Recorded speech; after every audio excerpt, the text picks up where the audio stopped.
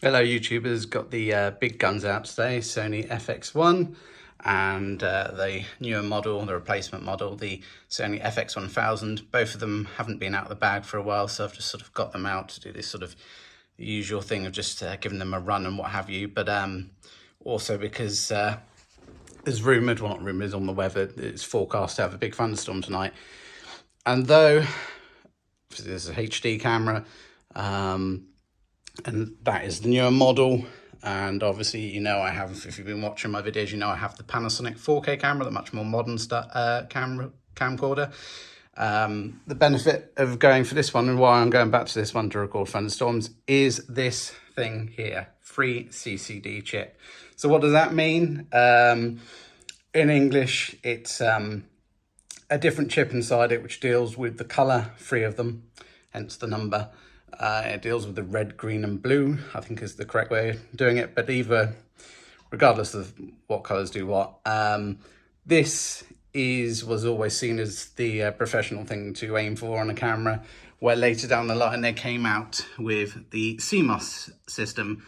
And while the CMOS does indeed benefit, or it's meant to benefit, it depends on the model, but yeah, the technology wise it's meant to benefit from better low light performance. The downside, and it is very much a downside when doing anything with flash photography or lightning being exactly the same, dealing with it, is you will get half a frame. So when I've recorded thunderstorms on this camera, or more recently I've used the Z5, which is down here on the floor, it's on the floor with the shame with the problems it has, but yeah. Anyway, it's when I get that brilliant shot of thunder, because of the way that CMOS technology works, you'll get, or a lot of times you will get a sort of black bar line going across the image, and there's nothing you can do about it. And this camera is in that regard no better, no worse than the brand new couple of years old Panasonic 4K camera, because they use CMOS technology. And say low light, yes, better, apart from not on the Panasonic because it's got a smaller aperture than what this camera can do, but it's, yeah, not the point of the conversation. The filming of thunderstorms is always going to be better if I go to a unit like this.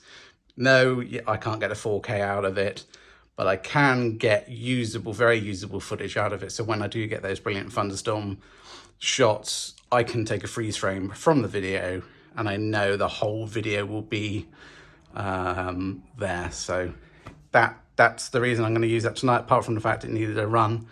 So it's got a tape in there, it's all ready to go, big battery on the back, proper Sony, oh no, the proper Sony one's on the FX1000. Regardless, it's a newer battery, so good battery. And as long as I get storm footage, I will be filming on this puppy tonight. I may do a bit with the FX1000 as well to give it a bit of a run as well. But yeah, I just wanted to sort of do a bit of a video because it's quite an important fact, as you'll note, when you're dealing with CMOS. And they said that even in sort of when they were selling CMOS originally, it came up in sort of the promotional video, said word of warning to people who do things with flash photography. If you're filming, you know, a star coming out of the building, everyone's taking photos and there's flashes, all that, you will likely in some of the video get shots where they're pretty much unusable because it just gives a black bar across. And you'll see in some of the videos I've done previously uploading a thunder, it does happen. I imagine the iPhone works on similar technology, though it hasn't been as noticeable when I've recorded stuff on the iPhone for whatever reason, but what have you. CMOS, better low light, but you get that frame drop thing and it's a pain in the ass, flickering flame frame. And then you've got the trusty CCD chip, which produces brilliant colours, lovely colours, but not as good in low light. This camera is actually quite good in low light. I've always thought it is. But yeah, that's me talking about that. And I will speak to you in the next one. Bye for now.